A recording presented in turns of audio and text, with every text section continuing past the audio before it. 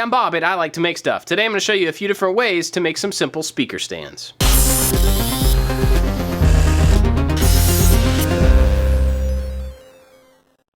The fact of the matter is this is a really simple project. It's just cutting a few pieces of wood and gluing them together. So I want to do something a little bit different with this project and give you some options as to different ways to cut these pieces out based on the tools that you have.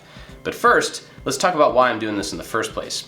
I've got these speakers on my desk that need to be raised up. I want to get the tweeter of the monitor at about my ear level. The stands for these really just need to do that, lift the speaker. They don't have to serve any other purpose, so they don't really need to be any more complicated than they need to be. And yes, I know that doing audio mixing in a corner desk is not ideal. That's not really what I do anymore. All right, I designed these in Fusion 360, and you certainly don't have to do this in 3D, but it made it really easy for me to be able to scale it and change it and see what it's gonna look like. And one of the really cool things about it is that once I have it digitally, I can grab the outside shape of these legs and use that as a template.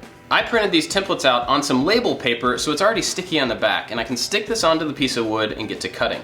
But even that is just a convenience. You could also print this out on a regular piece of paper and use a glue stick to attach it to your piece. And if you want to go back even further, you don't have to print these out. You could draw one of these and make copies of it. The whole point of things like printers and power tools is to make things faster and easier, but if all you have is a handsaw and some sandpaper, you can make this project.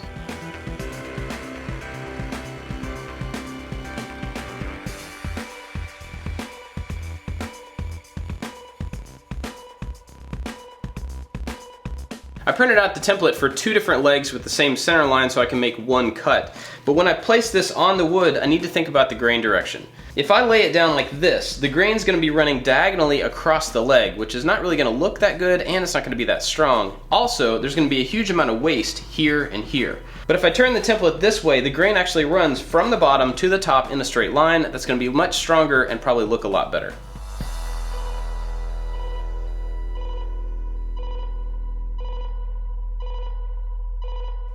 The first process I want to show for making these legs is using a table saw and a miter saw. These are both fairly common tools, and they make it really easy to cut a specific angle on the piece of wood. You just have to make sure that your template is lined up with the outer edge, and you may need to use a sled on your table saw or a joiner to get a nice flat edge to reference from. Once you have one flat edge, you can use the table saw to get a parallel edge on the other side. And once you've got those parallel edges, then you can use a miter sled to cut the correct angles. Now the problem with doing this is that your fingers get closer and closer to the blade the smaller a piece of wood gets. You gotta be really careful, and that's one of the downsides for trying to cut small pieces with a table saw. And a heat gun makes these labels come off very easily. Another way to cut these pieces out would be with a bandsaw or a jigsaw or even a scroll saw, and in those cases you don't necessarily have to have these templates lined up with the outside edge. If you don't have a way to square up the outside pieces or just don't want to put in the time, these tools are a really good way to cut these out. And if you do cut these out with one of these tools, don't cut right on the line of the template. Go outside of it a little bit and then work to that line with some sandpaper, either by hand or on a machine.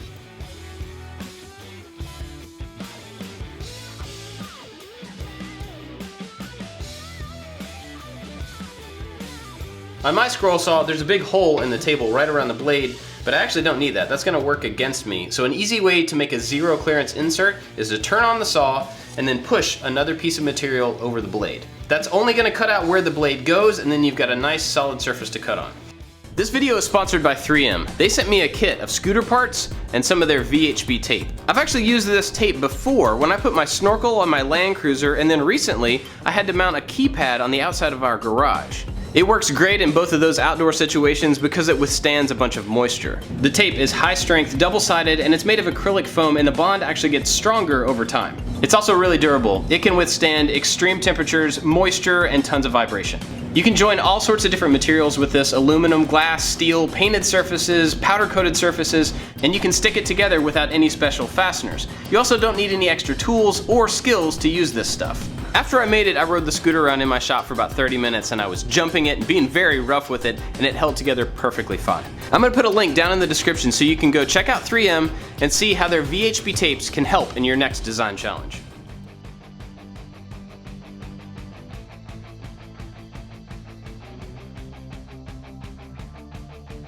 I actually really used to dislike using the jigsaw, but eventually I replaced the old one that I had with one that was a little bit better, and I started looking at different blades. If you get the right combination of a decent jigsaw and a good blade, you can actually get pretty good cuts. To sand down to these lines and get these pieces ready to put together, I'm going to use some powered sanders, but again, you could just use sandpaper and a flat surface to get the same effect. All of the different types of powered sanders that I have are just here to make things faster and easier, but you can totally do it by hand. If you are using a belt or a disc sander, it's really important to make sure that your table is 90 degrees from the sandpaper. That way you can sand the entire face up to the line and not have to worry about getting a weird angle on it. I wanted to throw out one more option for cutting out a whole bunch of the same piece. Instead of putting a paper template on your final piece of material, you put it on a thin piece of material like this and cut it out one time. Then you use a straight bit on your router that has a bearing on it. The bearing rides along the outside of your template and cuts the workpiece below. That way you can use one wooden template over and over and over to cut a bunch of pieces that are exactly the same. If you don't have a hairdryer or a heat gun, acetone or nail polish remover is really good at loosening the adhesive on the back of the labels. They come off almost perfectly.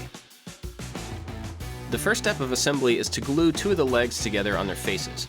This isn't a very strong glue joint by itself, but once these pieces are wrapped around the shelf, it'll be pretty strong. I glued and clamped these together to dry and then started cutting down the shelves. I made sure to square up all of the edges before cutting them down to their final size. And to add just the smallest amount of detail, I set the angle of the table saw blade and ran both shelves over so that the front edge had a small slope.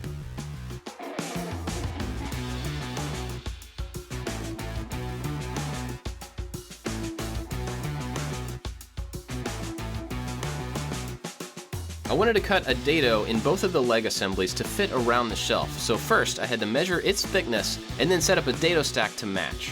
I knew that my shelf pieces were about 3/4 of an inch, so I didn't plane them down to a specific thickness, but depending on the wood you're working with, you might want to plane them down to a common size. I didn't want to take a gamble on my leg assemblies though, so first I did a test cut in an old piece of flooring to make sure that the shelf would fit in that dado. Then I figured out the height of the cut that I wanted in the legs and the distance from the top of the legs and set the table saw fence to match.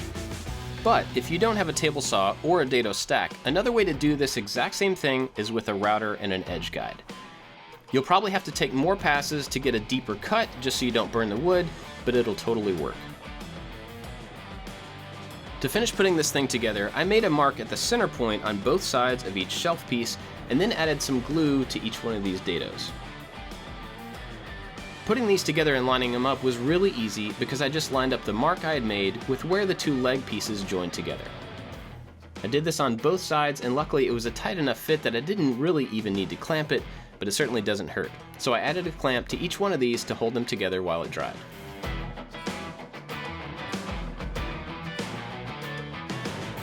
And after a couple of hours, those had dried, so it was time to add some finish. I used a tung oil and polyurethane mixture. I'll have it linked down in the description along with all the tools that I used for this in case you're interested.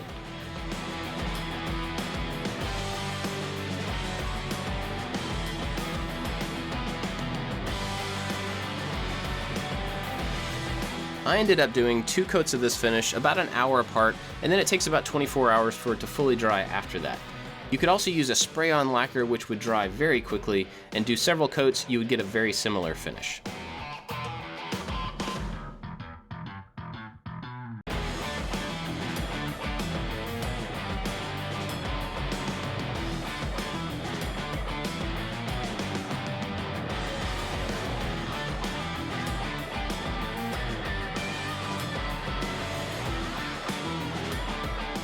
Like I said, they're really simple to put together, but hopefully you learned something from this video. I really want everybody to understand that just because you don't have a specific tool, there's usually a way to accomplish whatever it is you're trying to do with what you have on hand. Power tools make everything easier, but they are definitely not the only way to do it.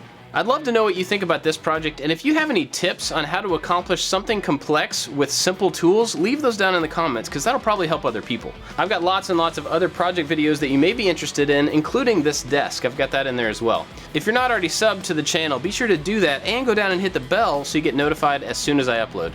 That's it for this one, guys. Thanks for watching. I'll see you next time. Another way to cut these pieces out would be with a bandsaw or a jigsaw or even a what's it called? Scroll. Hey, I'm Bob at ILikeToMakeStuff. Today I'm gonna make some